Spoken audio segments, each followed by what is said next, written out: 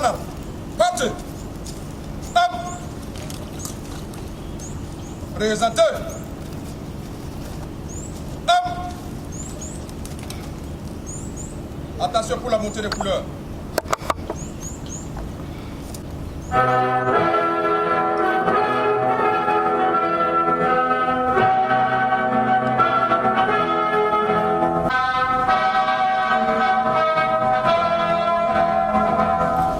Le drapeau que nous venons de dresser a une histoire. Il n'a pas toujours été ce qu'il est.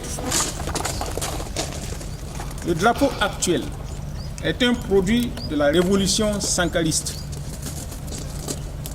Il symbolise la rupture avec un passé de résignation pour un présent et un futur de participation, d'engagement et de prise de conscience individuelle et collective. L'ancien drapeau était de couleur noire, blanc et rouge, représentant les trois fleurs. La Volta noire, qui a été rebaptisée Mouhoun par la Révolution, la Volta blanche, rebaptisée Nakambe par la Révolution, et la Volta rouge, rebaptisée Nazino par la Révolution.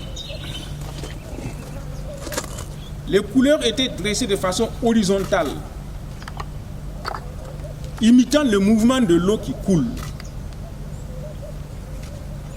Le vert de l'actuel drapeau traduit les richesses de la nature qu'il faut préserver par le sacrifice du sang rouge pour que rayonne l'étoile jaune de la prospérité et d'un avenir radieux. Le régime de la transition, avec le capitaine Ibrahim Traoré, est venu pour redonner au drapeau les vertus qu'il avait perdues dans les cœurs et dans les comportements. Il veut marquer une rupture entre un passé récent et un futur que nous voulons construire. Il s'agit de jeter les bases d'un Burkina nouveau. Dans la transition actuelle,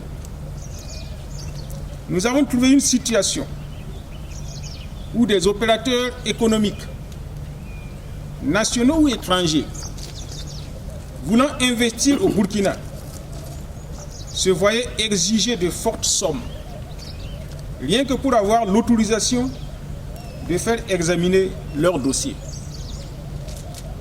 Et cela sans égard aux perspectives d'emploi et de création de richesses projetées. Nous avons trouvé des systèmes d'enrichissement illicites au moyen de manipulation d'écriture sous la couverture de textes légaux pris à dessein. Ce qui rend difficile, voire impossible, des poursuites en justice dans l'état actuel de notre droit. Nous avons trouvé des sommes énormes englouties, rien que pour des études de projets qui n'ont jamais vu le jour. Nous avons trouvé un système de rémunération injuste et parfois exorbitante dans l'administration et dans les sociétés d'État, dans un contexte de difficultés économiques. Nous avons trouvé des situations où des dossiers transmis à la justice n'aboutissent pas. Même au sein des institutions de contrôle, des entraves à la bonne gouvernance existent. Beaucoup de réformes s'imposent donc pour la refondation de l'État et de la société. Beaucoup, sentant venir des réformes qu'ils ne souhaitent pas, font feu de tout bois pour abattre le régime de la transition. Quoi de plus normal dans un pays où, pendant que certains se battent pour l'avenir du pays, d'autres se battent pour leur avenir personnel. Cela doit être connu pour que chacun prenne position en toute connaissance de cause. Il revient à ceux qui s'identifient dans les réformes initiées ou projetées par la transition de se dresser pour la défendre. Je reprends.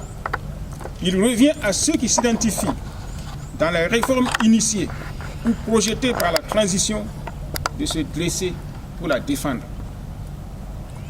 Ceux qui ont conçu le drapeau que nous célébrons n'ont pas été défendus quand l'adversité, sous toutes ses formes, s'est dressée contre eux.